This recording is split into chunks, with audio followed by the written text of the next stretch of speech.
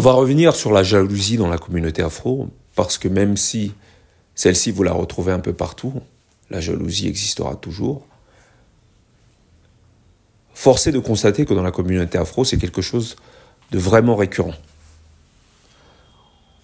Donc on va citer quelques exemples, notamment ici un artiste,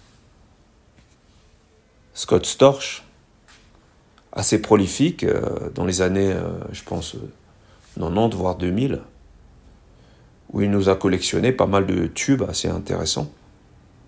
C'est un génie dans le genre, c'est un compositeur qui joue au clavier, mais qui a débuté dans un groupe.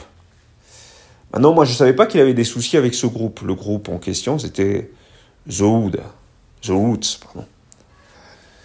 Et donc ici, il y a une petite interview qui a eu lieu là où il nous a fait certaines révélations. Donc je vais vous lire ces révélations et après on va en parler. Donc Scott Storch règle ses comptes avec The Roots. Ils étaient tous jaloux, entre guillemets. Invité sur le podcast de Patrick David, Scott est revenu sans filtre sur sa période au sein de son groupe. Le groupe dans lequel il a officié entre 1993 et 1995. Le producteur n'a pas mâché ses mots. J'ai commencé dans ce groupe et j'ai fait beaucoup de choses pour eux, très sous-estimés. J'étais le gars qui, encore une fois, a imaginé une grande partie du noyau de ce truc, donc de cette musique. Malgré son investissement, Scott affirme avoir été mal considéré au point de quitter le groupe. Une décision qui lui a valu beaucoup de critiques, même personnelles. Même sa copine l'a quitté à l'époque. Donc il a confié également qu'il était méprisé au sein de ce groupe. Donc il explique je n'allais pas partir en tournée avec des gars qui me méprisaient, qui disaient juste que j'étais le blond qui joue du clavier dans The Roots. Je suis le putain de mec qui a créé tout ça. Il m'appelait carrément le diable blanc. Selon lui, les tensions se sont accentuées lorsqu'il a commencé à collaborer avec Dr. Dre, notamment sur l'album 2001. Ils étaient tous jaloux, tranche-t-il. Donc c'est assez intéressant, hein, les gars. Hein, parce que moi, je pensais être le seul à vivre ce genre de choses. Je l'ai vécu dans mon milieu familial, je le vis encore aujourd'hui dans mon milieu familial, je le vis dans mon environnement. Je l'ai toujours vécu, j'étais dans le milieu artistique et c'était la même chose. Chaque fois que vous êtes quelqu'un d'assez créatif, donc quelqu'un d'assez intuitif, avec pas mal de facultés, notamment vous pouvez vous en rendre compte à travers la rapidité avec laquelle j'empile les thématiques exclusives sur ma chaîne, sur cette chaîne, sur mes deux chaînes. Donc lorsque vous avez cet esprit assez vif, ben vous attirez la jalousie, vous attirez l'hostilité des gens. Lorsque vous avez tout pour vous, en l'occurrence lorsque vous avez du talent, vous attirez la jalousie parce que c'est facile pour vous. Ou du moins ça paraît facile. Mais vous êtes comme obsédé par la productivité, vous êtes aussi obsédé par le qualitatif. Réalité dont ne souffre pas la majorité des gens. La majorité des gens font les choses pour faire les choses. Et donc, ils sont jaloux. Mais curieusement, j'ai pu me rendre compte que c'était plus récurrent dans la communauté afro. J'ai toujours cet exemple qui est Cristiano Ronaldo, qui est le beau mec de service, blanc, etc. Mais c'est quelqu'un qui va bénéficier d'un soutien de la communauté occidentale ou blanche. Parce qu'il est représentatif de ce qu'ils peuvent être, mais au mieux. Alors que dans la communauté noire, c'est pas du tout ça. Lorsque vous avez quelque chose, lorsque vous êtes à part, lorsque vous êtes exclusif, eh ben vous générez de l'hostilité. Pour qui vous prenez vous, etc., etc. Donc là, j'ai cité l'exemple de Scott Storch, mais c'est quelque chose que j'ai vu toute ma vie, de la jalousie de la communauté afro. C'est toujours comme ça. Donc c'est quelque chose qui est très répandu chez nous. D'où ça vient? Ici, on parle assez régulièrement de la caractéristique féminine de la communauté afro. Et la jalousie, c'est quelque chose de très prépondérant dans la psychologie féminine. Donc nous manquons de masculinité. Nous manquons... Vous savez, lorsqu'on est dans une culture masculine, entre guillemets patriarcale, ce qu'il y a de bien, c'est que le meilleur va représenter un point à atteindre pour les autres. Et surtout, comme vous êtes patriarcal, vous êtes dans la conquête. Ce qui compte, c'est de faire valoir votre nom. Et comme vous êtes dans la conquête, au mieux, ou au plus haut, vous hissez votre étoile, au mieux, vous serez accepté des autres. Parce que votre étoile va représenter le collectif, donc la nation, la patrie.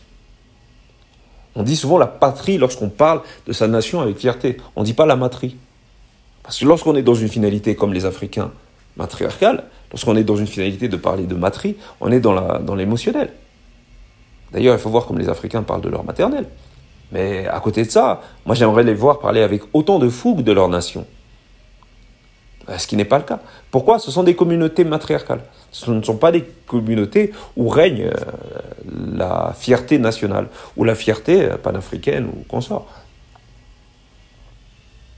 Résultat des courses, on se retrouve avec des gens qui constamment se mettent à tirer dans les jambes à celui qui veut tirer tous les autres vers le haut.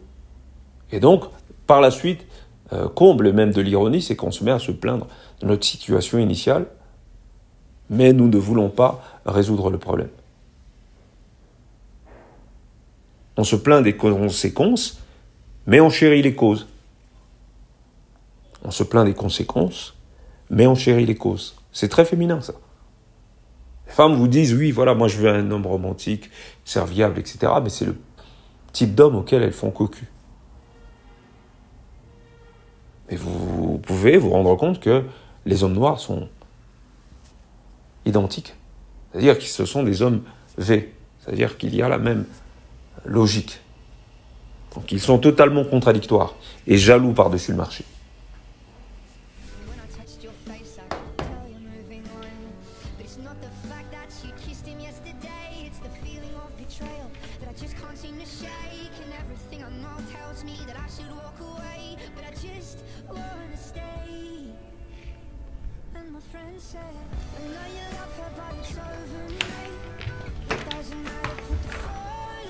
Take your time. Yeah. Okay? Beautiful to see, my friend, to be here, to live this with you. Of course, thank you from our side. Special moment for you, it's also for us. Thank you, I appreciate it. It's just the first step of the next one. Let's look in front and do the job. The conditions are here. I told you, we're on the right place with the right people. Thanks for the trust. La famille africaine par excellence. Avec la reine-mère, le matriarcat mis en exergue. La famille Pogba. Et puis ce qui est assez curieux, parce que là on le voit pleurer, parce que il joue sa dernière chance à Monaco. Il vient de signer son contrat, qui sera sûrement, ou peut-être, son dernier contrat. Toute une carrière gâchée. C'était l'un des meilleurs joueurs de l'équipe de France, à mon avis. Tout ça pourquoi ? Jalousie.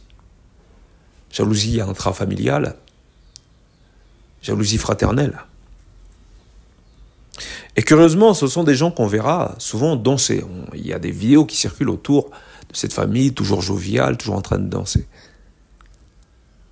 Donc lorsqu'on veut faire de grandes choses avec ces nanas-là, qu'on appelle nos matriarches-là, on n'est pas pris au sérieux.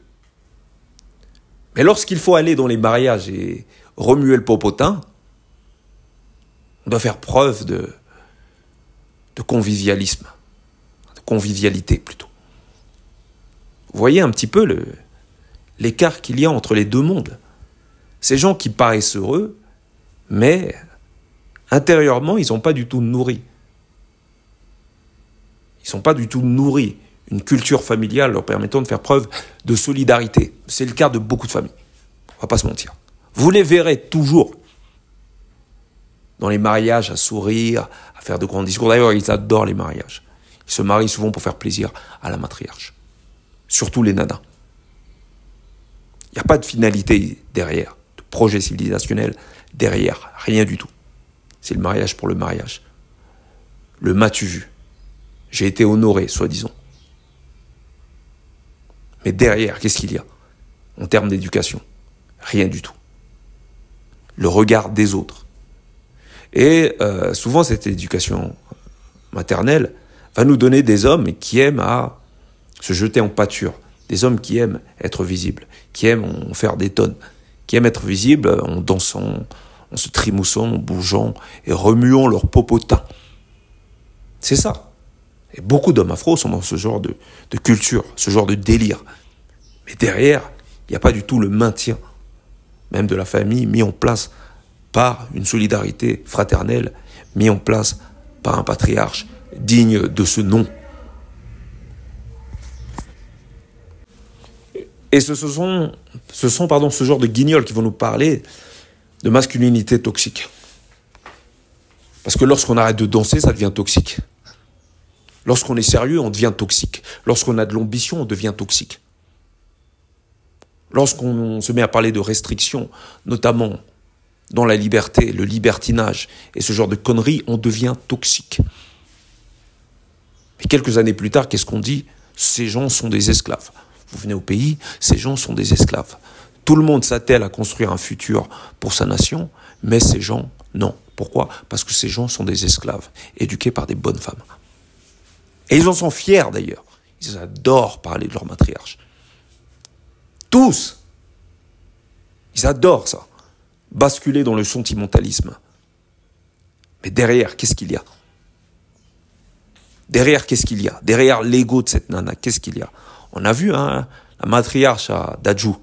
On l'a vu. Sur la scène de son fils, là, assis sur le trône. On l'a vu. Mais derrière, qu'est-ce qu'il y a? Derrière ce sentimentalisme, qu'est-ce qu'il y a? Regardez, Pogba. Toute une carrière gâchée. À vouloir plaire aux autres. Et c'est ça l'éducation maternelle, c'est ça le problème. On veut plaire à sa matriarche parce qu'on est otage de son affection liée à une origine qui est son utérus. Le refus d'être libéré, la libération, c'est pas pour rien que symboliquement, c'est le père qui coupe le cordon. Et ça ne se passe pas que le jour de la naissance, ça se passe toute la vie.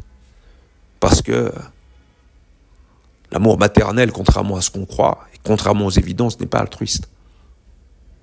Il demande ton temps, il demande ton énergie, comme toutes les gonzesses d'ailleurs. Il demande une loyauté sans limite. Mais une loyauté sans projet, à quoi bon? On peut être loyal à l'égard d'un projet, d'une vision civilisationnelle. Mais pourquoi je te serais loyal à toi et tes caprices de bonne femme? C'est ce qui est demandé à ces hommes, afro pour la plupart d'entre eux. Alors ils aiment à s'afficher dans les plus beaux costumes lors des mariages. Ils aiment à montrer, regardez, soyez fiers de moi, ce que j'ai accompli. Mais c'est toujours dans des finalités matrimoniales. C'est jamais dans des finalités de conquête. Marquer le monde, marquer ce monde, être quelqu'un, avoir une nation forte et solide.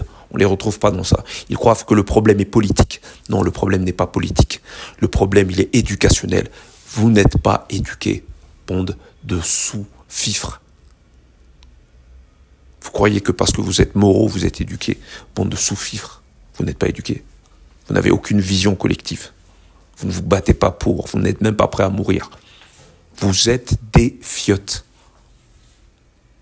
Et cette réalité fait l'unanimité. C'est juste un secret de polichinelle, personne n'en parle. Mais tout le monde le sait. Donc on souhaite à Paul de se relever. La jalousie, c'est véritablement une maladie. Il y en a beaucoup d'entre nous qui doivent se faire soigner. Merci, bienvenue dans le cercle.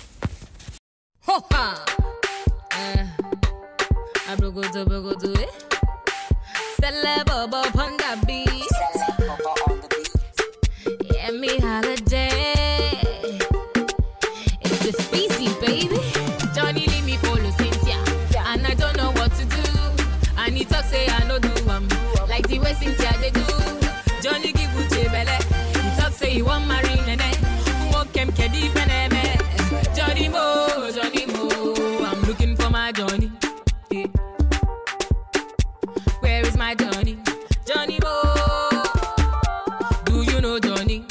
question. If I know see my Johnny, I'm looking for my Johnny. I'm looking for my honey. You're telling me this, you're telling me that. I say this is not for me.